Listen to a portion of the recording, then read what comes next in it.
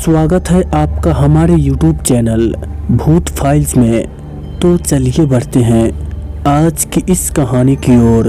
एक बार मैं अपने काम से जालंधर से करतारपुर की तरफ जा रहा था और अचानक सड़क पर लगी हुई भीड़ देखकर रुक गया।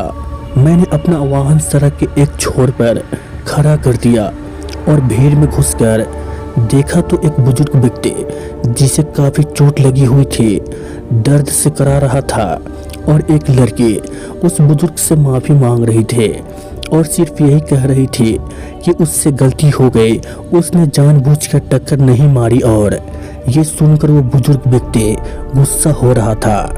सड़क के एक किनारे पर उसका टूटा हुआ साइकिल पड़ा हुआ था। मैंने जब उनसे जाकर पूछा कि माजरा क्या है तो उन्होंने बताया कि वो एक गरीब व्यक्ति है और उस अमुक लड़की ने उसे अपनी गाड़ी से टक्कर मार दी।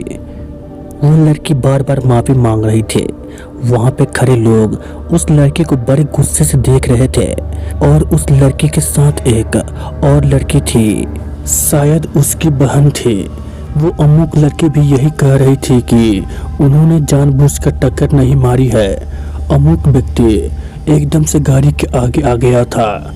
मैं खड़ा देख रहा था और मैंने दोनों को समझाने की कोशिश की, मगर वो बुजुर्ग व्यक्ति किसी की बातें सुनने को तैयार नहीं था। इतने में एक भला व्यक्ति आगे आया और उसने उस वक्त बुजुर्ग व्यक्ति को समझाया कि ये दोनों आपकी बेटी की उम्र की है और गलती भी मान रही है और आपका इलाज भी करवाना चाहती है, तो आप फिर किस बात पर अड़े हुए हैं। उन सज्जन पुरुष की बात सुनकर उनका गुस्सा कुछ शांत हुआ और मैंने भी कहा कि अमुक लड़कियां भी डरी हुई है, आप इन्हें माफ कीजिए और जाने दीजिए। इतना सुनते ही उस सज्जन पुरुष ने अपनी जेब में हाथ डाला और 200 रुपये निकालकर उस बुजुर्ग व्यक्ति को दिए और ये कहा कि वो अपना इलाज करवा ले इन पैसों से, और ये भी कहा कि वो उनकी साइकिल भी ठीक करवा देगा। मुझे देखने में वो सज्जन व्यक्ति कुछ खास तो नहीं लग रहा था। वेशभूषा बहुत खराब थी, मगर बातों से और कर्म से व्यक्ति बहुत अच्छी और सच्ची नियत वाला लगा, वरना आज के जमाने में कौन इतना करता है। पैसे मिलने पर बुजुर्ग ने बताया कि उसे पैसों की ज़रूरत नहीं है, वो तो इसलिए अड़ा था कि क्योंकि टक्कर मारने के बाद वो लड़कियां भागना चाहती थी, पर भीड़ ने उन्हें भागने नहीं दिया और उसका मकसद सिर्फ उनको अमुक लड़कियों को सबक सिखाना था कि गलती करके गलती मानना और गलती करके भागना और फिर पकड़े जाने पर डर के मारे गलती मानने में बहुत अंतर है।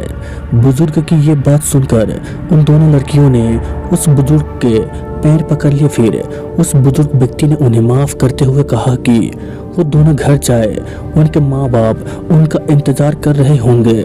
उस सज्जन पुरुष ने जिन्होंने बुजुर्ग व्यक्ति को पैसे दिए थे, भीड़ में खड़े लोगों के हाथ जोड़कर जाने के लिए कहा और उन दोनों लड़कियों ने हमारा धन्यवाद किया और चली गई और वो बुजुर्ग व्यक्ति भी चले गए।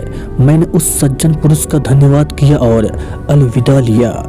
मैं उस वक्त एक बात जान गया था कि आज के ज़माने में आग लगाने वाले जितने मर्जी इकट्ठा हो जाए, पर बात को सुलझाने वाला एक ही काफ़ी होता है। और फिर मैं भी निकल पड़ा उस एक व्यक्ति की तलाश में जो मेरी समस्याओं को सुलझा सके, उसी सज्जन पुरुष की तरह जिन्होंने उस घायल और बेरहम बुजुर्ग की मदद की और सुलझाई समस्या। धन्यवाद। तो दोस्तों आज की कहानी बस इतना ही।